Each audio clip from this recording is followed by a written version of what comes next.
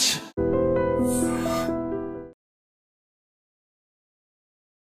నమస్కారం, welcome to I dream. ధర్మ మార్గం విత్ విజిత కార్యక్రమానికి స్వాగతం.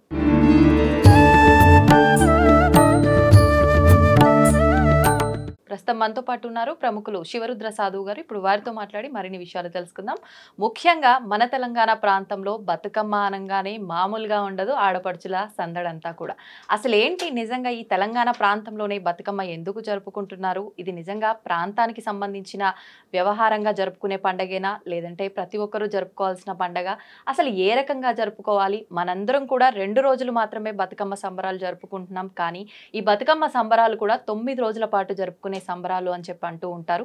ఇదంతా ఎలా వచ్చింది అవన్నీ కూడా ఇప్పుడు వారితో మాట్లాడి తెలుసుకుందాం. నమస్తే అండి. నమస్కారం అమ్మ. మనకు ఈ నెల 22వ తారీఖు అమావాస్య. అమావాస్య నుంచి కూడా మనకు విజయదశమి ముందు రోజు వరకు కూడా, అంటే 9 రోజుల పాటు ఇంకా అమావాస్య నుంచి బతుకమ్మ సంబరాలు అనేది మామూలుగా ఉండదు. చాలా అట్టహాసంగా, చాలా ఆడపడుచులంతా కూడా చక్కగా బతుకమ్మ పువ్వులు అన్నీ తెచ్చి బతుకమ్మ పేర్చి చక్కగా ఆడుతూ ఉంటారు. ఆటపాటలతో ఆడి అమ్మని మళ్ళీ నీళ్ళలో వదిలేస్తూ ఉంటారు.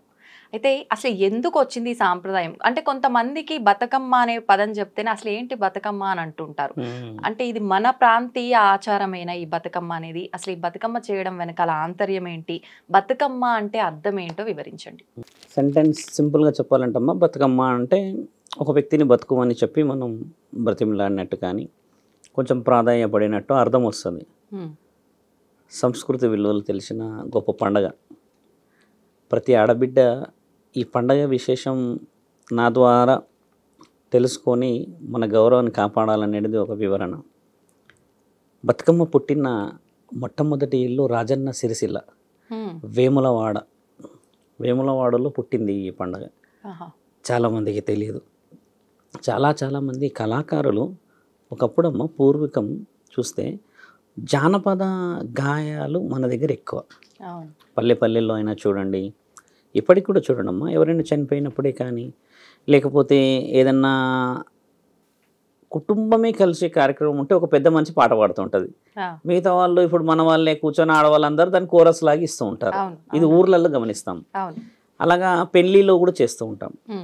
దీని అంతరార్థం ఏంటంటే అమ్మా, ఒక భావాన్ని వ్యక్తపరచగలిగిన ఒకే ఒక సంస్కృతి తెలంగాణ. పాటల ద్వారానే వ్యక్తపరుస్తారు. మహాభారతం తీసుకుందాం. కొన్ని పురాణమైన అంటే పౌరాణికమైన చిత్రాల్లో పాటల ద్వారా యుద్ధాలు జరుగుతాయి. అవురా మృగయుడ ఎంత మాట్లాడినావు అని అంటారు. అంటే మృగంలాగా ఉన్న నీవు ఏ విధంగా మాట్లాడినావు అనేది ఎక్స్ప్లెనేషన్. ఆయన కూడా అలానే సమాధానం ఇస్తాడు. అంటే జానపదాలకి పుట్టిన ఇల్లు. వేములవాడ అనడానికి గల కారణం ఏంటంటే అమ్మ, చాలామందికి తెలుసుకోవాలి, మన పైన ఏ విధమైన ఊసగొల్పుతనము, ఏ విధమైన మోసం జరిగిందో తెలంగాణ బతుకమ్మ ముఖ్యంగా చెప్పుకునే పండుగ. చోళులు 11వ శతాబ్దంలో, అంటే సుమారు 1000 సంవత్సరాల క్రితం అమ్మ, దండయాత్రలప్పుడు బాగా జరిగేటి. ఏనుగుల మీద, గుర్రాల మీదనే దండయాత్రలు. దేశాలని ఎట్లా అంటమ్మా, ఒక దేశం మీద పట్టు సంపాదించాలంటే ఆ దేశ రాజుని ఖచ్చితంగా గద్దె దింపాలి. అప్పుడు ఏమవుతుంది, మిగతా వాళ్ళందరూ భయపడిపోతారు. ఇది మన దగ్గర ఉన్నది.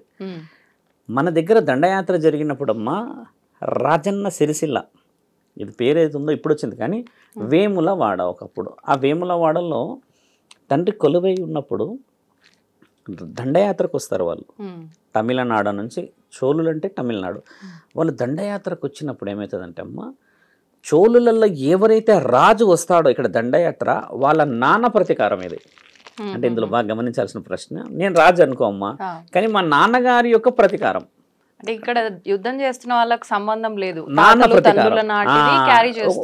ఒక తంతు అంటే మా నాన్న ఓడిపోయాడనో, లేకపోతే మా నాన్న పౌరుషం నిలబెట్టాలని అన్నట్టుగా దండయాత్ర జరిగినప్పుడు వేములవాడ మొత్తం ఆ ప్రాంతాన్ని అంతా కొంచెం ఇబ్బంది పాలు చేసి, చాలా అక్కడ ఉన్న ప్రకృతిని ఇబ్బంది పెట్టి చేసేసిన తర్వాత మనల్ని తీవ్రంగా ఇబ్బంది పెట్టేసేసి మేము గెలిచామని విర్రవీగుతూ వాళ్ళందరూ తీసుకుపోయిన శివలింగం అది.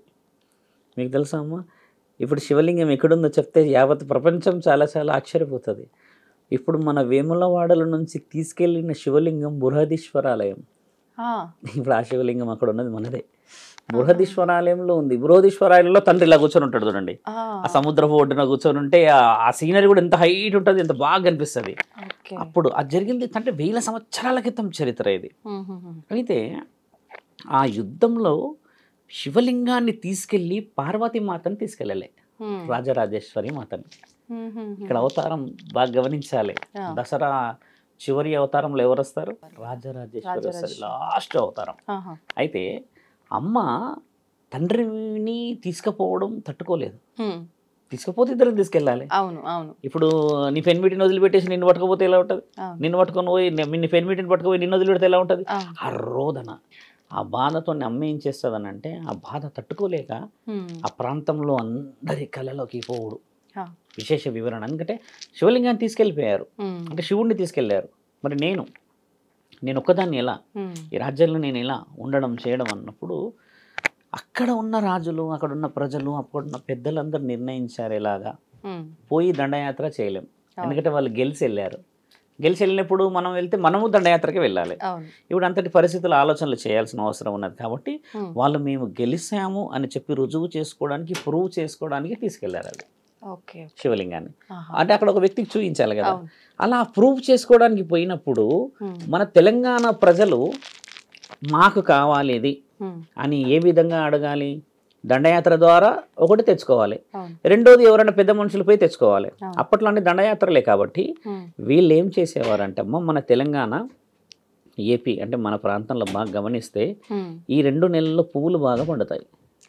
చాలా వర్షాలు పడకుండా నుంచి బాగా ఏ పువ్వు చూసినమ్మా అడవిలో చెట్లు లేని ప్రాంతంలో కూడా వచ్చేస్తాయి పువ్వులు.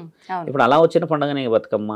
ఈ పువ్వులన్నీ మన ప్రాంతం నుంచి వేరే వేరే వేరే ప్రాంతాలకి సరఫరా అయ్యేది, అంటే రవాణా ద్వారా సరఫరా అవుతూ అవుతూ అవుతూ అవుతూ మన వ్యక్తులందరూ అక్కడికి కొంతమంది మన పెద్ద మనుషులు వీళ్ళందరినీ కూడా పంపించారు. మన వ్యక్తుల్ని పంపించి అక్కడ ఈ పువ్వులకి సంబంధించిన దాంట్లో ఒక పువ్వులు, ఇప్పుడు ఉదాహరణకు ఒక ట్రక్ నిండింది అనుకో తల్లి, పైన ఒక పువ్వులు పేర్చేవాళ్ళంట 9 రకాల పువ్వులతో పేర్చి పైన గౌరవం అని పెట్టేవాళ్ళు, పసుపుతో ప్రత్యేకంగా పెట్టేసేసి అక్కడ ఉన్న వాళ్ళకి అది కనబడేలాగా పోయేది. అది ఇప్పుడు మీరు ఒకసారి 2 సార్లు గమనిస్తారు కానీ ఒక 5-6 సార్లు అయితే గమనించి అడుగుతారు కదా, వాట్ ఈస్ దట్ అనో ఏందమ్మా అని అడుగుతాం కదా, ఒక పాలన. అలా ఉన్నప్పుడు వీళ్ళందరూ ఆ పువ్వులని పూజించే, ప్రకృతిని మేము ప్రేమించే మహా ఆచారం మాది అని చెప్పి వాళ్ళకి అర్థమయ్యే రీతిలో పాటలు పాడేవాళ్ళంట. పాటలలో వీళ్ళు ఏం కోల్పోయేవాళ్ళు చెప్పేవాళ్ళు. రాజన్న సిరిసిల్లలో రాజన్న లేకపోయే, అక్కడ రానే ఉండిపోయే అన్న పాట.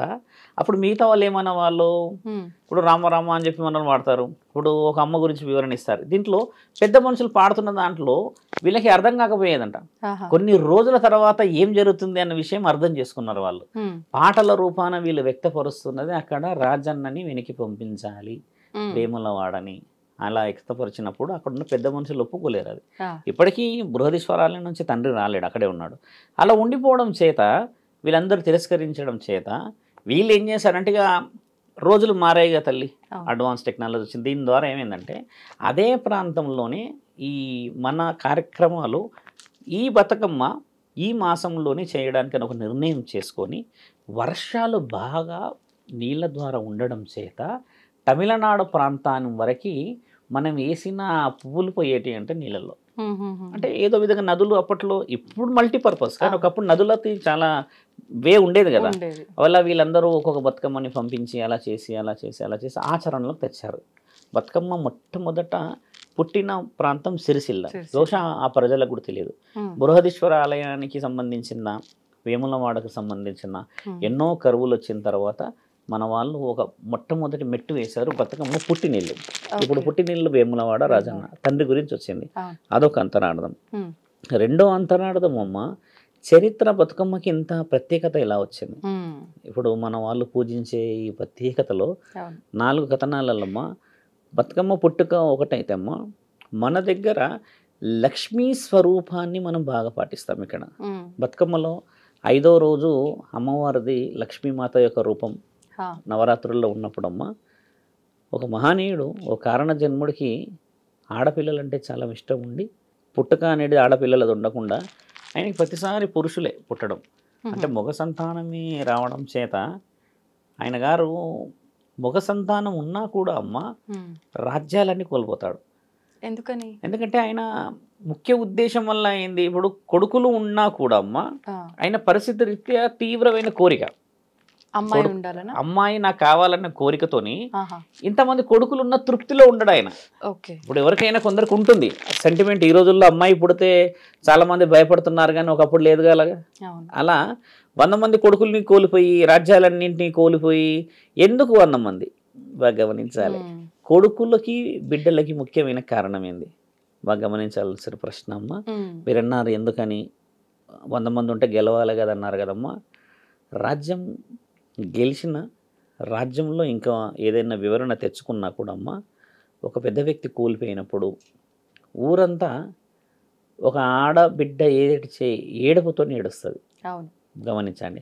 పురుషులు 100 మంది ఉన్నా అమ్మ ఆ రోదన విలువ రాదు, వాళ్ళు మనసు లోపట ఏడుస్తారు, అది ప్రత్యేకత వేరు. కానీ ఒక ఆడబిడ్డ ఏడుస్తే అమ్మ మీరు బిలీవ్ చేయరు, మొత్తము అసలు ఊరు కొమ్ము తీసుకొని ముక్కు పెట్టేసుకుంటుంది అంతే.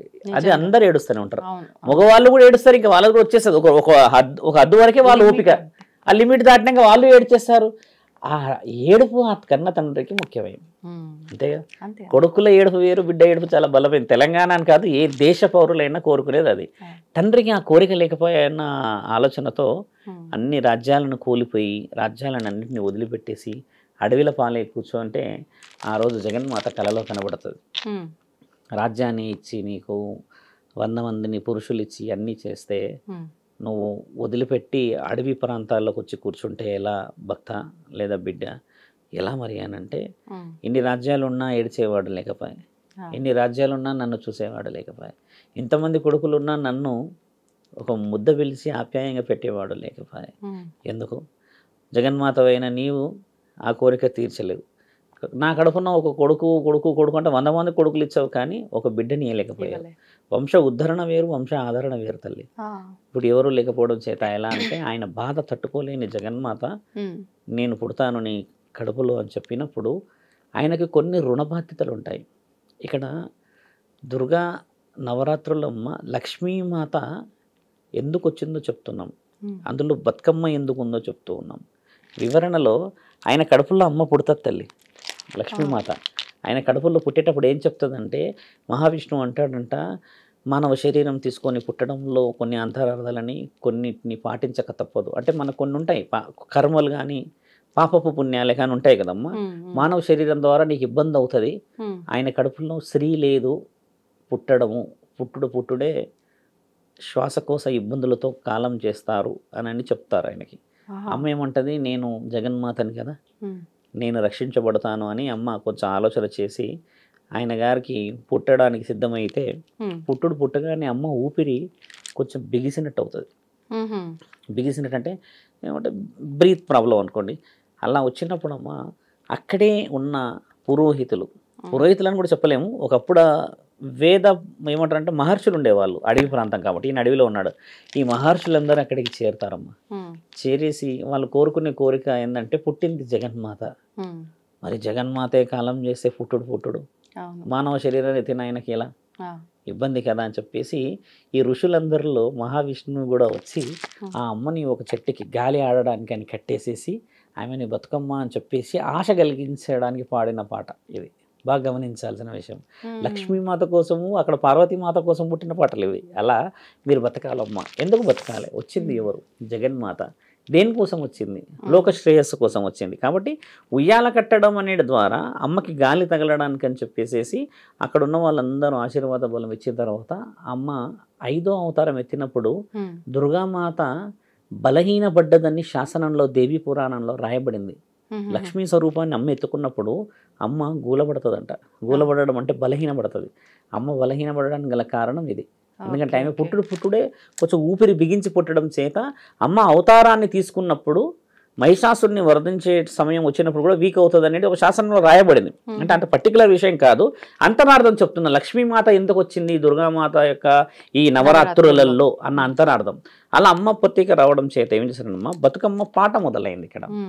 మొదట మీకు చెప్పింది ఏంటంటే బ్రతుకమ్మ అనే పండగకి సంబంధించిన విషయం, పాటకి సంబంధించిన విషయం. ఇది ఎలా నానుడికి వచ్చింది? ఇప్పుడు మనందరం మీరేనైనా అందరు అక్క చెల్లెలు ఎలా చేస్తారన్న దాంట్లో అమ్మ గమనించి చూస్తే 5గురు ఒక పురుషులు అన్నదమ్ముళ్ళు బాగా గారాభంగా పెంచుకుంటున్న ఒక చెల్లి. అప్పట్లో ఏంటంటమ్మా పండగలు లేకపోతే ఇంకేదైనా ఉంటేనే కలిసేవాళ్ళు. వ్యవసాయం ఉండేది, కొంతమంది దేశాటన పోయేటోళ్ళు, పర్యాటన పోయేవాళ్ళు, లేదా ఇంకేదైనా పనులలో పోయేవాళ్ళు. ఈ గారాల పట్టి చెల్లి ఉండడం చేత ఈ 5గురు వదినలకి నచ్చదు. ఇప్పటికైనా ఉంది కదా ఆ గొడవ, అన్న కావాలి కానీ కొన్ని ఉంటాయి ఇలాంటి విషయాలు, వదిన కాకూడదు, కొన్ని విషయాలు ఉంటాయి మన దగ్గర. ఖచ్చితంగా గొడవలు అవుతూ ఉంటాయి. ఈ ఏమంటారు ఆడబిడ్డలు అంటారు వీళ్ళని. ఆడబిడ్డల విషయంలో మనస్సు చాలా చాలా చాలా చాలా బాధ పెడతారమ్మా. అసలు అలా బాధ పెట్టే విషయంలో కానీ ఆడపిల్లలు ఏ రోజు అన్న సంసారం చెడిపోవాలని కోరరు. కొన్ని విషయాలు తిడతారు కానీ కొన్ని సందర్భాలు అది చేస్తారు. Very rare scenario. అలా ఉన్నప్పుడు ఈ అన్నలు దేశాటనకి వెళ్ళినప్పుడు వదినలు గారాబాన్ని చూసి ఆవిడ తింటున్న అన్నంలో విషం పెట్టేసి ఆవిడని చంపేస్తారు తల్లి. ఇది కథ రాసింది మన దగ్గర. ఇలా ఉన్న వివరణల ఆమె కాలం చేసేసి ఈ అన్నలు తిరిగి రావడానికి ఎలా 1 సంవత్సరం పడుతుంది కదా అని చెప్పేసి ఈవిడని ఎక్కడ చూసినా గుర్తుపట్టడం కష్టం, ఊర్లో ఏడబెట్టినా కష్టం. అదే మన కడపలో పెడితే గుర్తుపట్టడం కొంచెం కష్టమే వీళ్ళందరికీ. వేరే దగ్గర పెడితే ఏదో విధంగా కనిపెట్టేస్తారుగా, ఊర్లో ఉన్న వాళ్ళు అక్కడ పాతేస్తే ఇక్కడ పాతేస్తే అని చెప్పేసి ఇంటి గుమ్మం ముందు పాతేస్తారు. ఆవిడని పాతేస్తారు. బతుకమ్మ ఇంటి గుమ్మం ముందు ఎందుకు ఆడాలో చెప్తున్నాం. అక్కడ పాతేసిన తర్వాత అమ్మ అన్నలు సంవత్సరం అయినాక రావడం, వచ్చిన తర్వాత చెల్లిని వెతుకుతే చెల్లి లేదని చెప్తారు వీళ్ళు, ఎక్కడికి వెళ్ళిపోయిందని చెప్తారు. మాట చూడండి. అలా చెప్పిన తర్వాత వీళ్ళు వెతికరాని కూడా సంవత్సరం పడుతుంది. ఇటు దొరకదు, అటు దొరకదు, అటు దొరకదు, ఇటు దొరకదు, ఎక్కడ దొరకదు. మళ్ళీ ఇంటికి వచ్చి చేరుతారమ్మా. 5గురు 5 చోట్ల వెతికొచ్చిన తర్వాత ఇంటి లోపలికి వచ్చే ముందు ఇంటి గుమ్మం ముందే తంగడి పూలతో ఉన్న చెట్టు పెద్దగా పెరిగి ఉంటుంది. సడన్గా పెరుగుతుంది. అంటే 1 year పోయారు వీళ్ళు. తంగడి పువ్వుల యొక్క పాత్ర అది లేని బతుకమ్మ లేదు మన దగ్గర, మీకు తెలిసిందే కదా. ఆ చెట్టుని అలా బలంగా చూసి అందరు అక్కడే కూర్చుంటారు. నీళ్ళు తెమ్మంటే పెద్ద మనుషులు వచ్చినప్పుడు నీళ్ళు తెచ్చే కార్యక్రమం ఉంటుంది కదా. చెల్లె గురించి బాధపడుతూ ఉన్న 5గురు అన్నదమ్ములమ్మ పెద్దన్నకి అన్న అని ఒక మాట వినబడుతుంది. అన్న అని ఇంకా పడుకుంటారు కదా, కొద్దిగా ఒరిగినట్టు అవుతారు. అలసిపోయి వచ్చినప్పుడు కొద్దిగా అలా సేద తీరినట్టు కళ్ళు మూయగానే అన్న నేను ఇక్కడే ఉన్నా, నా కోసం మీరంతా ఊరంతా వెతుకొస్తున్నారు, నేను ఇక్కడే ఉన్నా అన్న మాట వినపడంగానే ఆ తంగడి చెట్టును చూస్తారు వెతికి అటు ఇటు. ఇప్పుడు ఎలా ఉంటుంది ఆ సందర్భం అంటే అది వెరీ సెన్సిటివ్. ఇప్పుడు మనం ఛానల్లో మాట్లాడుకోవడం అని కాదు కానీ తెలంగాణ ఆడపిల్లలందరూ అనుభవిస్తున్న బాధ ఇది. అన్న పిలువకపాయ అని బాధ, చెల్లె వచ్చినా కూడా ఇంట్లో గౌరవం లేని బాధ. అసలు గౌరవమే లేదు ఈరోజు అక్క చెల్లెలకు. ఉందా తల్లి? వదినలే అలా చేస్తారని ఊహించగలమా? ఈరోజు వదినలు ఎలా ఉన్నారు చూడండి. వెరీ సినిమాలు ఉన్నాయి దానిపైన. అలా అన్నలు చేసిన దానికి ఆవిడ ఏం చెప్తుందంటే నేను తిరిగి రాని లోకాలకైతే వెళ్ళా. మన వాళ్ళే చేయడమో లేకపోతే నన్ను నమ్మిన వాళ్ళు లేకపోతే మిమ్మల్ని నమ్మిన వాళ్ళే చేశారు, కానీ మొత్తానికైతే ఒక కుటుంబం ద్వారా జరిగింది కాబట్టి నేను మళ్ళీ తిరిగి రాలేను. కానీ ఏ కాలం గురించి అయితే నన్ను కాలానికి అనుకూలంగా లేకుండా చేశారో ఈ కాలం ఉన్నన్ని రోజులు నేను ఉంటాను ఈ పువ్వుల రూపంలో. ఇప్పుడు ఏదైతే రోజు ఉంటుందమ్మా మనం చేసే బతుకమ్మ పండుగ, అలా మీరు నన్ను ఈ చెట్టులోనే ఊహించి ఈ చెట్టు ద్వారా మీరు నన్ను పూజించి లేదా ఈ చెట్టును మీరు ఊహించి నేను ఇక్కడే బతుకున్నా ఆలోచన చేసుకొని వస్తే నేను దాని ద్వారానే అందరి జీవితాల్లో వెలుగై ఉంటానన్నప్పుడు ఈ వదులని అడుగుతారు కదా పిలిచి, వాట్ హ్యాపెండ్ అని, ఏంది ఇలా అలా అంటే నిజ నిర్ధారణకి ఆ వదినలే ఆ చెట్టు చుట్టి తిరుగుతారంట, బతికిరావమ్మా అని ఏడుచుకుంటూ. అంటే రియలైజేషన్. బతుకమ్మ ఆడేది ఏడుపుతోని తెలంగాణలో. గమనించి చూడండి ప్రశ్న. ఎవరు కూడా ఇప్పుడు ఆడుతున్నారు ఇక డీజేలు, కానీ బాధని వ్యక్తపరచడానికి ఆడేవాళ్ళు. అత్తగారింటి నుంచి అమ్మగారింటికి వస్తారా పండుగలకి? మరి అమ్మగారింటి కాడ బాధలు చెప్తే మరి చుట్టుపక్కల వదినే ఉంటుంది, మామ ఉంటాడు, అందరు ఉంటారు, మరి ఎలా చెప్పాలని ఆడపిల్లలు చుట్టూరుగా తిరుగుతూ పాటల రూపంలో పాడితే ఆ తల్లి వినేదంట. బతుకమ్మలో అంత ఉంది అర్థమైంది పాట. అందుకే జానపదాలకి పుట్టిన ఇల్లు మన తెలంగాణ. పాటల ద్వారానే భావం వ్యక్తపరిచేవాళ్ళు, అంటే ఒక బాధ వ్యక్తపరిచేవాళ్ళు. అలా వదినెలు ఇక్కడ ఎవరు వదినెలు ఆడుతుంటే అన్నలు ఏం చేసేవాళ్ళు బాగా గమనించండి. పువ్వులు తెచ్చేది అన్న మాత్రమే తెలంగాణ ప్రాంతంలో. మగవాళ్ళు ఇప్పటికి కూడా పువ్వులు అన్ననే తెస్తాడు, ఏదైనా కానీ. అమ్మ నేను సాధువును కదా, నేను మా అమ్మని తీసుకొని వెళ్తా ఇప్పుడు కూడా బండి మీద. ఇప్పుడు కూడా పోయేది సంచి పట్టుకొని పోతాం. ఇక పోయి అడవిలో కొన్ని ప్రాంతాల్లో దట్టంగా పెరుగుతాయి ఇవన్నీ, అన్ని పువ్వులు తీసుకొని వస్తాం. దాని రంగులు రంగులు వేస్తారు, అది వేరు కానమ్మా. అది ఫీల్ వచ్చేస్తుంది ఆటోమేటిక్గా, తేవాలని, ఆడపిల్లల్ని ఆడుకోవాలని. అది తీసుకొచ్చిన తర్వాత వీళ్ళు ఎంత వెనక్కి తీసినా రాదు. కాబట్టి ఇక్కడ మనం ఏం చేస్తున్నాం, గుమ్మం దగ్గర ఎందుకు ఆడుతున్నాం అంటే ఒక జీవితం గుమ్మం దగ్గరే ఆగిపోయింది.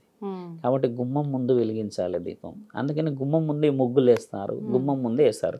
బతుకమ్మ పుట్టిన ప్రాంతం ఒకటి, బతుకమ్మ గురించి పాడిన పాట ఒకటి, బతుకమ్మ వివరణ ఇచ్చింది గడప దగ్గర ఒకటి. ఇలా వివరణమ్మ చరిత్ర శాసనంలో ఒక పువ్వునే ఎందుకు పూజించాలి? ఇప్పుడు అత్యంత ముఖ్యమైన ప్రశ్న అది. ఇప్పుడు ప్రపంచం మొత్తానికి కూడా మనం చాలా వివరంగా చెప్తే అమ్మ, ఒక కాడ నుంచి ఒక పండు నుంచే పువ్వు అవుతుంది. పువ్వు నుంచి అది మళ్ళీ కొన్ని పండ్లు అవుతాయి, అది దాని వివరణ వేరు. కానీ ఈ పువ్వుకి అర్థం ఏందనంటే అమ్మ స్వేచ్ఛ. అందుకు పువ్వు పెట్టేది అక్కడ. ఆడపిల్లలందరినీ కట్టిపడేసామా, ఆడపిల్లలకి అన్ని కొన్ని నిర్ణయాలు ఇచ్చేసామా. We're not in the freedom now. Till now ఫ్రీడమ్లో లేరు ఆడపిల్లలు. సమ్ రిస్ట్రిక్షన్స్, సమ్ ఏదో అవాయిడింగ్ ఉంటుంది కదా. ఇక్కడ బతుకమ్మ ప్రత్యేకతలో మనం తెలుసుకోవాల్సింది ఏంటంటే అమ్మ, ఆడపిల్లలను పువ్వుల రూపాన పెట్టించి ఆడించడంలో వాళ్ళు కూడా స్వేచ్ఛాయుతముగా వాళ్ళ నిర్ణయాలని నిర్ణయించుకోవచ్చును అని పరమాత్ముడు ఇచ్చిన మహా ఆజ్ఞ. ఇలా ఎంతమంది ఆడతారు ఈరోజు బతుకమ్మ? అలా ఆడరు. మీరు అన్నట్టుగా చూస్తే ఇప్పుడు బతుకమ్మకి వామ్మో ఏం డీజేలు వస్తాయో, పెద్ద పెద్దవి పెట్టుకొస్తారు కదా. ఎవరు పెద్దగా పేల్చుడు. 7 రంగుల పువ్వులు పెడతారు బాగా. 7 పెట్టాలి అంటే వరసలు కూడా 7 రంగులు పెట్టి పెట్టాలి. అప్పుడు తంగేడు పువ్వు ముఖ్యమైనది ఎందుకు చెప్పాను కదా. ఇప్పుడు తర్వాత చూడండి బతుకమ్మలో చూడండి, ఇప్పుడు నులుగు పువ్వులు ఉంటాయి, అవి తీసుకొస్తారు. ఇప్పుడు మన దగ్గర బతుకమ్మలో ఉన్న పువ్వులు కూడా అంతా ఒక రకంగా పెంచుతున్నారు, అది వేరు విషయం. కానీ అడవి నుంచి తీసుకొచ్చుకోవాలి, అడవి నుంచే తీసుకొచ్చుకోవాలి. గడ్డి పువ్వులు తెస్తారు, వేప పువ్వులు తీసుకొస్తారు, నులుగు పువ్వులు తెస్తారు, బంతి పువ్వులు తెస్తారు. అన్ని పువ్వులతోని ఒక సమీక్షంగా పెట్టి ముగ్గు వేసి, ఆ ముగ్గు కూడా అమ్మ ఇష్టం ఉన్నట్టు కాకుండా అలంకరణ వేరు. జాజు అంటే మీకు తెలిసి ఉండొచ్చు బహుశా ఆడవాళ్ళకి. జాజు అంటే ఒకప్పుడు అలికేవారు. జాజు ఇప్పుడు జాజు ఉందా? అంత ఏదో బూజు పట్టుకొచ్చి అలుకుతుర్రు వన్నోళ్ళు, అదే ఇట్లా కలిసి వెళ్ళ రంగు కూడా చూపుడు తప్పుడు వేసుడే, ఇటు అటు వేసుడే. ఇది ఎలా ఉంది చూసారా? అయ్యో జాజు దాకా పోయిండ్రు. ఇప్పుడు ఇంతకు ముందు కల్లార్పి చల్లేటప్పుడు పేడ యూజ్ చేసేవారు.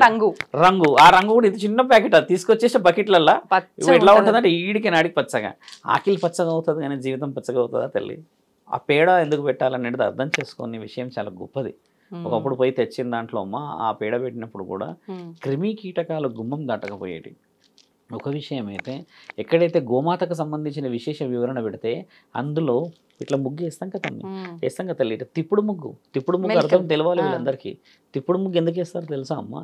సగం మంది ఆడవాళ్ళకి తెలియదు కానీ అందరికి తెలియాలని చెప్తున్నాను. తిప్పుడు ముగ్గు వేస్తే లక్ష్మీమాత అందులోనే ఉంటుంది, ఎక్కడికి తిరగదని. ఇప్పుడు ముగ్గు అమ్మని బందీ చేసుకోవాలి. ఎందుకంటే పండగ రోజు వచ్చిన అమ్మ మళ్ళీ రాదు కదా. కాబట్టి ఇంట్లో ఎవరికైనా స్వార్థమే, ఆశీర్వాదం కావాలి కదా. అందుకని ఆ తిప్పుడు ముగ్గులో కూడా అమ్మ 3 ముగ్గులు, 3 చుక్కలు, 9 చుక్కలు, 12 చుక్కలు, ఇట్లా కొన్ని చుక్కలు 36 వరకు వేసేవాళ్ళు ఉన్నారు. ఊరంతా రథం వేసే వాళ్ళు కూడా ఉన్నారు కదా. దీంతో అర్థం కూడా తెలియకుండా మనం ముగ్గులు వేసుకునే దాంట్లో ఆ ఏరియా క్లీన్ చేసేసుకోవడం తప్పితే దానికి అంతరార్థం లేదు. భూమాతను గౌరవించే గొప్ప పండుగ మనది కదా. అలా చేసుకొని వాళ్ళు చేయాల్సింది ఏంటంటే అమ్మ స్వేచ్ఛని ఇండైరెక్ట్గా ఇప్పటికీ ఆడపిల్లలు అడుగుతున్నారు అని అర్థం. ఈరోజు శివరుద్ర సాధు మాట్లాడిన విషయంలో గమనించి చూడాలమ్మా. పండగ ఎంత పెద్ద త్యాగం చూసారా? ఇది కేవలం పాజిటివ్ అని చెప్పాను. రజాకార్లలో ఆడపిల్లలని దుస్తులు తీపిచ్చేసి ఆడారు. సినిమా వచ్చింది గుర్తుందా మీకు? లాస్ట్ ఇయర్ రజాకార్లది సినిమా వచ్చింది, హెవీగా నడిచింది. మన వాళ్ళు ఆ బతుకమ్మల చుట్టూ ఆడుతూ ఉంటే ఆ క్లాత్స్ అన్ని తీసేసారు అనేది సినిమా కూడా వచ్చింది. ఈ ఊరికి వచ్చింది ఆ పండుగ, ఊరికే రాలేదు పండుగ. ఎందుకు చెప్తున్నా అంటమ్మా, శివుడి ఆజ్ఞతోని పండుగ రాలేదు ఇక్కడ. పార్వతీమాత యొక్క బాధతో వచ్చింది. శివుడిని తీసుకెళ్ళిపోయారు, చాలా గొప్పగా తీసుకెళ్ళిపోయారు. వాళ్ళందరూ చాలా మంచి వ్యక్తులు, వాళ్ళకి ఇష్టం కాబట్టి. పార్వతీమాత రోదన అంటే ఈడ ఆడపిల్ల రోదన. లక్ష్మీమాత పుట్టుడు మరి బలంగా పుట్టొచ్చు కదా. మరి అమ్మవారు కూడా ఒక మానవ శరీరాన్ని ఎత్తి ఎందుకు ఆ బాధలు అనుభవించింది? ఇక్కడ 5 అన్నదమ్ములు ఉన్న ఇంట్లో ఆడపిల్లకి సెక్యూరిటీ లేదుగా. ఇవన్నిటిని ఎందుకు చెప్తున్నంటమ్మా, ఆడపిల్ల ఇంకా సున్నితమే. అందుకని పువ్వులతో పేర్చే గొప్ప కార్యక్రమం మన దగ్గర. నులుగు పువ్వులతో పెట్టినా, ఏ పువ్వులతో పెట్టి ఏ అలంకరణ చేసి ఆడినమ్మా, దానికి అత్యంత ముఖ్యమైన నిర్ణయం ఆడపిల్లల స్వేచ్ఛ. ఇప్పుడు బతుకమ్మ అంటే ఇంతకు ముందులా అలా ఇంటి ముందు ఆడే విధానం అయితే లేదు. అంటే అందరూ కలిసి ఒక దగ్గర పెట్టి, అంటే ఏం చెట్టో అది వెంపల చెట్టో ఏం చెట్టో పెట్టి ఆ చెట్టు పూజ చేసి పురోహితులు వచ్చి పూజ చేసిన తర్వాత చుట్టూరా బతుకమ్మలు పెట్టి ఆడే విధానం ఇప్పుడు చూస్తున్నాం. ఈ చెట్టు పెట్టడము, ఈ పూజ చేయడము, ఈ బతుకమ్మకు దీనికి సంబంధం ఏంటండి? అంటే ఇప్పుడు మీకు చెట్టు గురించి ఇందాక చెప్పింది ఏంటంటే అడవి ప్రాంతంలో ఒక కథ కూడా ఉంది అని చెప్పాను కదా, ఈ అన్నదమ్ముల కథ. దీన్ని చాలా వివరంగా వివరిస్తారు. మళ్ళీ తిరిగి రాని లోకాలకి వెళ్ళిపోయిన చెల్లి చిగురిస్తున్న ప్రతి ఇంట్లో పడుతున్న బాధని వివరించిన కథ అది. ఇప్పుడు 5 అన్నాదమ్ముల యొక్క చెల్లి కాదు అక్కడ కాలం చేసేది, ఒక ఆడబిడ్డ. ఇలా వెంపల చెట్టు అని అంటే ఒక చెట్టు రూపాన నేను బయటికి వచ్చాను. చెట్టు ఏంటంటే అమ్మ మళ్ళీ వెంపల చెట్టు మీరు దసరా తర్వాత చూడండి ఎవరు పట్టించుకోరు, ఆ రోజు ఎందుకు పట్టించుకుంటారు. ఇప్పుడు మీరు అన్నట్టుగా 21కి ఎంగిలి పూల బతుకమ్మ అంటే మొదటి, అంటే వచ్చే ఆదివారం కాక పైన ఆదివారం పండగ స్టార్ట్. 21 అమావాస్య తల్లి, 22 నుంచి అమ్మవారి యొక్క రాత్రులు మొదలు, అంటే శరన్నవరాత్రులు. ఈ ప్రత్యేకత ఎందుకు వచ్చిందనంటమ్మా, ఆ రోజు జరిగిన ఈ 3 కార్యక్రమాలు దేవాది దేవతలు కొలువై ఉన్న చెట్టు అది. ఇప్పుడు దీని గురించి వెంపల చెట్టు గురించి కూడా అమ్మా పురాణాలలో వివరణ రాయబడింది, కానీ ఏమని రాయబడింది? ఇప్పుడు చెట్టు గురించి, వెంపల చెట్టు గురించి నేను గొప్పగా చెప్తా, కానీ దాని అంతరార్థం ఏంది మరి? ఇప్పుడు ఆడపిల్లలందరూ ఆడుతున్నారు, వాళ్ళ పండగ అని తెలియ కూడా ఆడుతున్నారు. ఇప్పుడు చూసారా, గమనించండి, వాళ్ళ పండగ అని తెలియదు ఆడపిల్లలకి. ఇది బతుకమ్మ పండగ, అందరి పండగ అని తెలుసు. తెలంగాణలో తప్పితే ఎక్కడ మళ్ళీ అమెరికా లాంటి దేశాల్లో ఎందుకు ఆడుతున్నారు? ఇప్పుడు అది కూడా చెప్పే విషయం ఏంటంటే అమ్మ, వేరే వేరే దేశాల్లో ఎందుకు ఆడుతారు కూడా తెలియని వాళ్ళు ఏంటంటే, మనము ప్రకృతిని పూజిస్తున్నాము, ప్రకృతి యొక్క పండగ చేస్తున్నాము అనేది అందరూ దాన్ని యాక్సెప్టెన్స్ ఇస్తున్నారు. ఎందుకంటే ప్రకృతిని పూజించే పండుగ చూడండి, పువ్వులు ఎక్కడ ఉపయోగిస్తాం మేజర్గా మనం సహజంగా? ఒక పండగకి లేదా గుడికి, పూజలకి, ఇంకేదో శుభకార్యం సంబంధించి భగవంతుడు ఉపయోగిస్తాం కదా. మరి ఆ భగవంతుడిని పూజించడానికి ఉపయోగించిన పువ్వుల్ని డైరెక్ట్ గా మనం పూజిస్తే ఆరాధిస్తాం. అంటే ఈ ఆరాధన ఎక్కడదంటే ఇక్కడ దేవాది దేవతలు దానికి ఆ రోజు విలువిచ్చారు అని అర్థం. అంటే అందులో తీసుకోవాల్సింది స్వేచ్ఛ, కోమలత్వం, వారి యొక్క అంతరార్థాలన్నీ పరమాత్ముడు ఈ విధంగా ఇచ్చాడు. ఇప్పుడు బృహదీశ్వరాలయం అనేది చాలా మందికి తెలియదు విషయం. ఇప్పుడు మనం వెళ్తూ ఉంటాం, చాలామంది తమిళనాడు ప్రజలు వస్తుంటారు పోతుంటారు. నాకు తెలిసి తమిళనాడు ప్రజలకు కూడా అంత అవగాహన ఉండకపోవచ్చు. వేములవాడ రాజన్న సిరిసిల్ల గురించి అని మనందరం గొడవ పడతాం. రాజన్న ఎంత గొప్పోడు తెలుసా తల్లి? అసలు రాజన్న ఎందుకు తీసుకెళ్లారో మీరు ఇంతవరకు అడగలేరు చూడండి. అంటే మీకు అంత అవగాహన విషయం కాబట్టి, ఒకప్పుడు వేములవాడ రాజన్ననే ఎందుకు తీసుకెళ్లారు, వరంగల్లో భద్రకాళిని ఎందుకు తీసుకెళ్ళలేదు, లేకపోతే ఇంకేదో ప్రాంతంలో ఇంకెవరినో ఎందుకు తీసుకెళ్లారంటే, అప్పుడు తండ్రి మనకు రాజు, ఆయనను తీసుకపోతే మనం ముక్కు తెగుతుంది అని చెప్పేసి, మన అహంకారం తగ్గుతుందని చెప్పి వాళ్ళ ఆలోచన. వేములవాడ రాజన్న సిరిసిల్ల ఎంత గొప్ప స్థాయిలో ఉండే చూసారా, కానీ ఆయన ఇంతవరకు ఆయన గొప్పతనాన్ని ఎవరు తగ్గించలేరు. మళ్ళీ వాళ్ళ అహంకారంతో తీసుకెళ్లారు. కానీ ఇప్పటికీ తండ్రి ఆడ వేములవాడల్లో రాజన్న అంటే రాజన్ననే. అసలు రాజన్న సిరిసిల్ల అనాలి అంతే. వేములవాడ అన్నాకంటే రాజన్న సిరిసిల్ల అంటే ఆయన ఎన్నెన్ని గొప్ప పనులు చేశాడో, ఎన్నెన్ని చేశాడని ప్రతిక శత్రు వ్యూహం చెప్తున్నాం. అలా మనల్ని ఎన్నో విధాలుగా మోసం చేసుకొచ్చారమ్మా. ఈరోజు మీరు అన్న బతుకమ్మ పండుగ ఇంత చిన్నగా వచ్చింది కాదు. మీరు ఇప్పుడు ఒక చెట్టుని, వెంప చెట్టుని పూజించాలి అని చేయాలన్నారు కదమ్మా. తంగేడు చెట్టు, ఈ తంగేడు పూల చెట్టు కూడా అంటే కొన్ని హైబ్రిడ్ వచ్చాయి పువ్వులు, లేకపోతే దాని వివరణ వేరుంది. కానీ తంగేడు పూల చెట్టు అయితే ఇంతే పెరుగుతుందమ్మా, అంతకంటే ఎక్కువ హైట్ ఉండదు, ఇంతకంటే ఎక్కువ హైట్ ఉండదు. కొన్ని ఎల్లోయిష్ పువ్వులు అవుతాయి కానీ తంగేడు కాదు, సేమ్ అలాగే ఉంటుంది. ఈ పువ్వులన్నిటికీ కావాల్సింది ఏంటంటే ఈ సీజన్లోనే వాటికి ఊపిరి వస్తుంది. చెల్లెలు ఇచ్చారుగా మాటలు, లక్ష్మీమాత ఇచ్చిందిగా మాటలు. ఇప్పుడు మన వాళ్ళందరికీ తెలియాల్సిన విషయం, అంటే మరి బాధపడకూడదు, ఎందుకంటే అలా ఎందుకు అన్నాడు స్వామి అని. బతుకమ్మ బకెట్లల్లో వేయకూడదు, బతుకమ్మ తొట్టిలలో వేయకూడదు, బతుకమ్మ మనం డ్రమ్ము చేసుకొని కాదు. దాని అంతరార్థం ఏముంది? నా తల్లి జగన్మాత పార్వతీమాత తండ్రిని బృహదీశ్వర ఆలయంలో వెళ్ళి కలిసి రావాలి. అక్కడ దాకా పోతుందా మరి? నీ బకెట్లో దింపుకుంటున్నావే అంటే ఓపిక లేక. నేను ఎవరు 11-12 గంటల దాకా ఆడమంటున్నారు? 7 గంటలకి అలా చీకటి పడగానే దీపాలన్నీ పెట్టి, అటుకులన్నీ పెట్టి, ఆ బిళ్ళాలన్నీ పెట్టి వేసుకొని మంచిగా ఆడుకొని 7:30, 8, 9, 10 గంటలకు మ్యాక్సిమం పారుతున్న దాంట్లో వేయచ్చు మనం.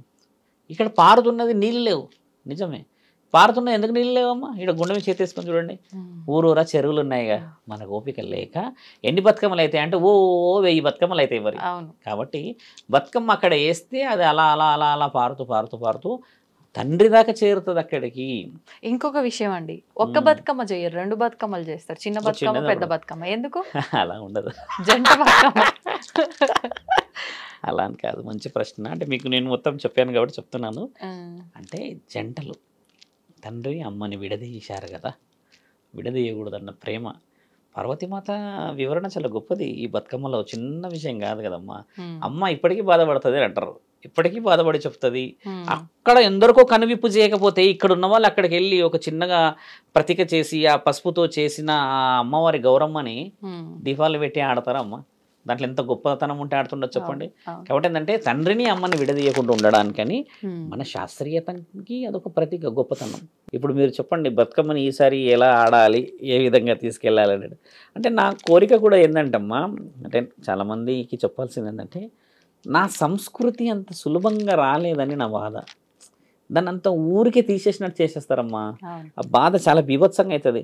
ఒకసారి ఆలోచించండి, ఆడపిల్లలు చక్కగా అలంకరణ చేసుకొని ఆ బతుకమ్మలన్నీ తీసుకొచ్చుకొని పేర్చుకొని ఆడుతుంటే అమ్మా అసలు ఎంత కళ వస్తుంది మీరు ఆలోచించండి. మీరు ఇంకొకటి అబ్జర్వ్ చేశారా, అందరూ ఆడపిల్లలు మంచిగా బతుకమ్మలు ఆడుతుంటే మగవేద వాళ్ళంతా కూర్చొని పిచ్చి పిచ్చి వేషాలు వేసే విధానాలు కూడా చూస్తున్నాం. కొంతమంది ఉన్నారు.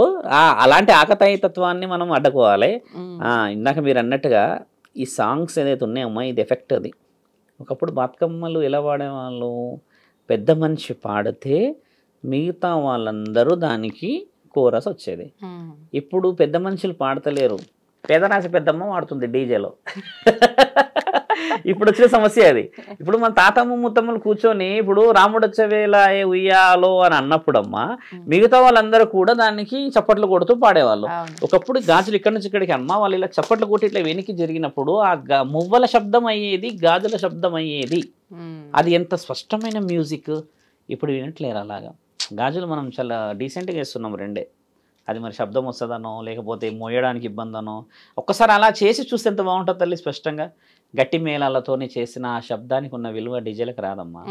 మనసు తనువుతో ఆడాలి. ఒక ఆవిడని మేము చూసాము, మళ్ళీ ఆవిడ వీడియో చూస్తే ఏమనుకుంటామో, ఈడికి ఎగిరి ఆడికి దుంకుతుంది ఆవిడ ఆ పాటకి. ఇట్లా ఇక్కడ నుంచి ఏం దుంకుడమ్మా అది. నేను ఈ పాప ఎక్కడుందో ఆవిడ కానీ అది మ్యూజిక్ వస్తుంటే ఇక్కడ ఎగురుతుంది ఆవిడ, మొత్తం కుంపు స్టైల్ ఎగురుతుంది, డమ్ డిమ్ డమ్. ఆ బతుకమ్మ చుట్టే మళ్ళీ ఆవిడని చూసి మిగతా వాళ్ళు ఇట్లా పెట్టుకొని వెళ్ళిపోతారు. ఏ అబ్బాయి ఎగురుడు ఎక్కడ బాబు అని. ఆడవాళ్ళు కొంతమంది డీసెంట్గా చీరలు కట్టుకొని వస్తారు, వాళ్ళు ఎగురుతారా అలాగా. ఈవిడ వచ్చింది బాగానే వేసిందిగా, ఇక్కడికి కట్టేసిందిగా, డిసైడ్ అయ్యి వచ్చింది ఆవిడ. ఆ రేంజ్ ఎగురుడా నిజంగానే పిచ్చి పిచ్చి రకరకాల స్టెప్పులు వేయడం వల్ల ఈ పెద్ద కొంచెం ఏజ్డ్ వాళ్ళు రాలేకపోతున్నారు, పక్కకు కూర్చొని చూస్తున్నారు, వాళ్ళు బాధపడుతున్నారుగా. చక్కగా ఎంతమంది ఉన్నారమ్మా ఆడవాళ్ళు పాటలు పాడేటోళ్ళు, మీరు బిలీవ్ చేయండి. ఇప్పటికీ వందల మంది ఉన్నారు. బతుకమ్మ ఎప్పుడు పుట్టింది అనుకున్నది ఇప్పుడు 21 కాదు, బతుకమ్మ నెల రోజుల నుంచి చేస్తున్నారు ఊర్లలో. మీరు కావాలంటే ఈ నెల అంతా చేస్తారు, పౌర్ణమి నుంచి చేస్తున్నారు. ఎలా చేసుకొస్తున్నారు చూడండి. మట్టి బతుకమ్మ చేస్తారు, గాలి బతుకమ్మ చేస్తారు, దుమ్ము బతుకమ్మ చేస్తారు. ఇన్ని ఉన్నాయి 9 రోజులు. ఇప్పుడు ఈ 9 రోజుల బతుకమ్మ కాకుండా అమ్మా ఊర్లలో మట్టిని ప్రేమించుకుంటూ వచ్చి చేసే పూజలు కూడా ఉన్నాయి. అలాంటివి తెలియదు కదా. ఇప్పుడు కూడా ఫోన్ కొట్టి ఇక్కడ రాజన్న, మన దీని పేరు ఏం పేరు, కొమరవెల్లి మల్లన్న దగ్గర ఎవరికైనా మీకు తెలిసిన ఉంటే ఫోన్ చేయండి.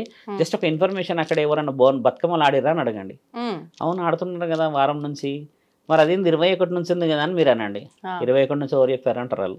ఎందుకంటే వాళ్ళు నెల రోజుల నుంచి అమ్మకి స్వాగతం పలుకుతూ ఈ 21 రోజు జగన్మాతను భూమి మీదకి దింపుతారు. ఎంత ప్రత్యేకత ఉంది పూజ.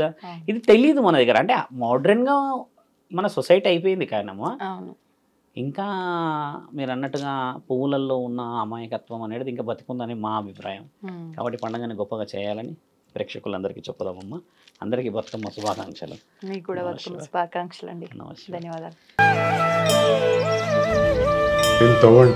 తవ్వుతున్న శివలింగం సరే దాన్ని అట్లా కప్పేసేయండి, చూపించదండి. మూర్తి పూజ కాదు, సాక్షాత్ బ్రజేంద్ర నందన భగవాన్ ఉన్నారు మూర్తులు. ఏమీ ఆశించకుండా ఆరాధించే వాళ్ళు కూడా ఉన్నారా ప్రభుజీ? నిజమైన భక్తి అంటే మనకు తెలియదు కాబట్టి